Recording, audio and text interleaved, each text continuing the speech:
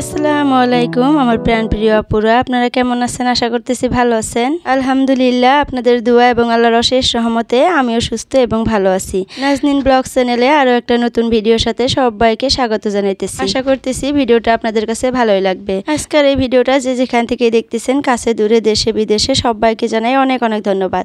তো এই তো সকালে ঘুম থেকে উঠে কিচেনে চলে আসছি, ছেলের জন্য টিফিন রেডি করে নিলাম। পরোটা করে নিছি, পরোটাটা ভেজে রেখে দিলাম, দেখা যাক তারপরে কি করা যায়।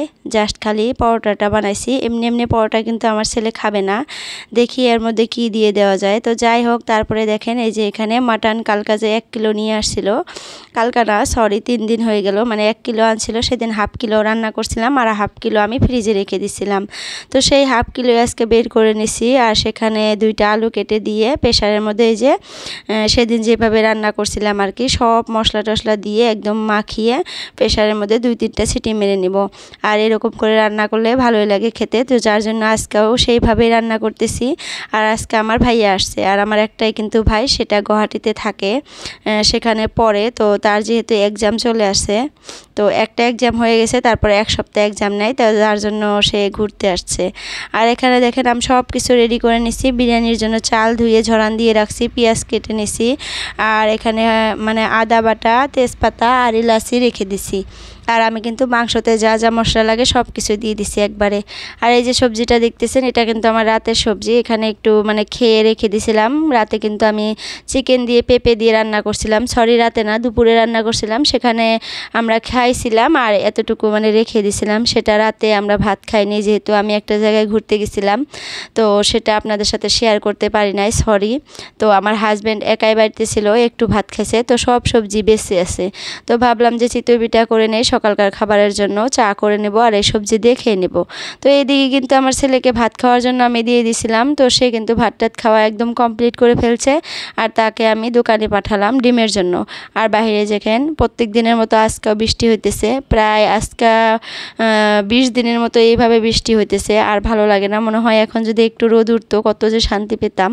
মানে ঘরের ভিতরে সব জিনিস কেমন জানি ভিজা ভিজা লাগে, বিছানার চাদর বলেন, ঘর বলেন, কাপড় চোপড় সব কিছু কেমন জানি লেত্রা লেত্রা লাগে। যতই পরিষ্কার করে রাখতেছি ততই আমার কেমন জানি অপরিষ্কার লাগতেছে, ভালোই লাগতেছে না। তো দেখেন এখন বাজে 7:30, আর আজকে হলো সোমবার।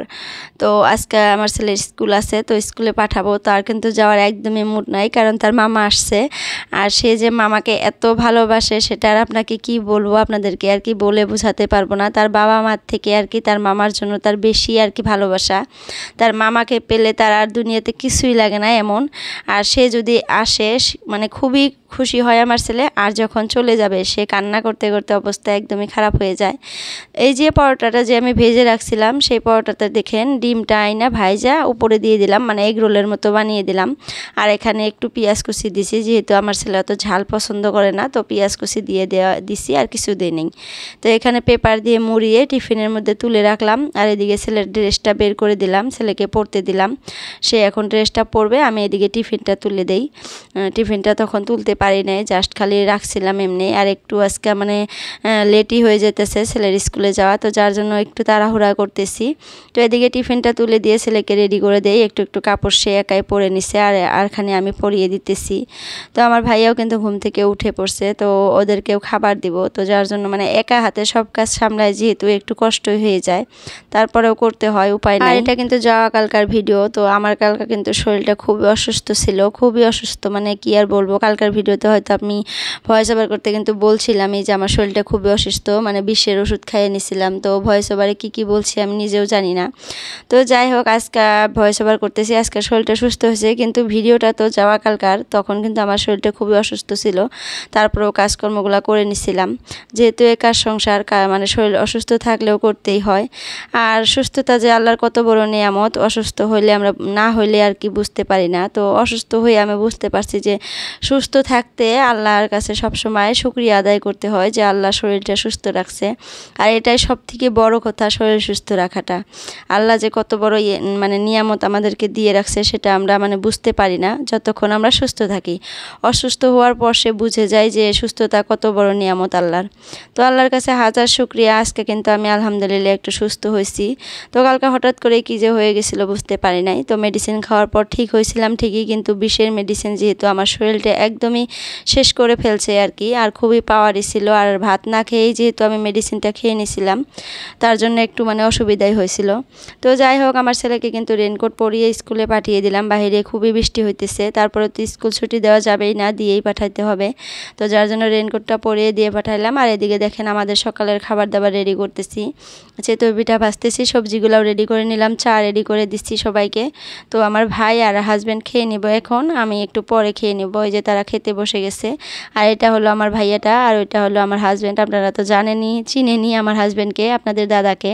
তো যাই হোক, ভাইটা আজকে আসছে, আজকেই চলে যাবে, মানে কালকে আসছে রাতে, রাতে বলতে দুপুরে আসছে। আর আজকে চলে যাবে, সে বাড়িতে চলে যাবে, তার মানে 3-4 দিন বাড়িতে থাকবে, তারপরে আবার কলেজে চলে যাবে আর কি।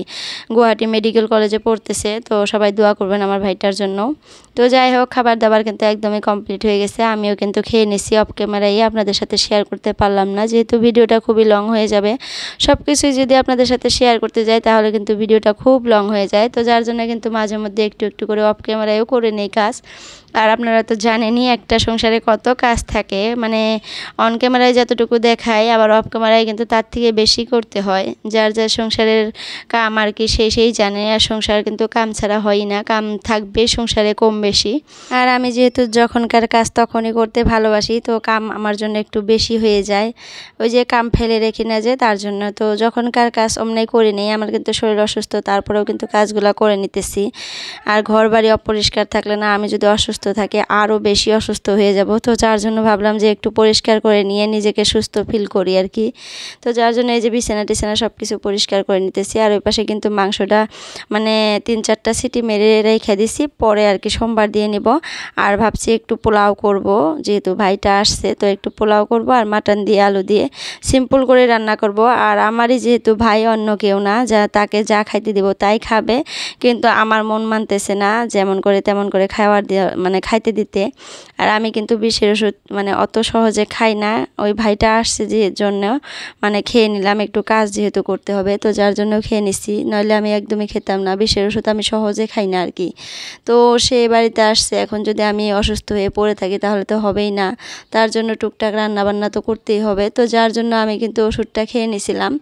বিষ ঠিকই আমার মানে ভালো হয়ে গেছিলো, কিন্তু আমি একদম অসুস্থ হয়ে গেছিলাম, মানে দাঁড়াইতে পারতেছিলাম না, মাথা ঠিক রাখতে পারতেছিলাম না, এত মানে মাথাটা ঘুরতেছিল। তো তারপরে একটু শুয়ে থেকে উঠে সব কাজকর্ম আর কি করে নিছি।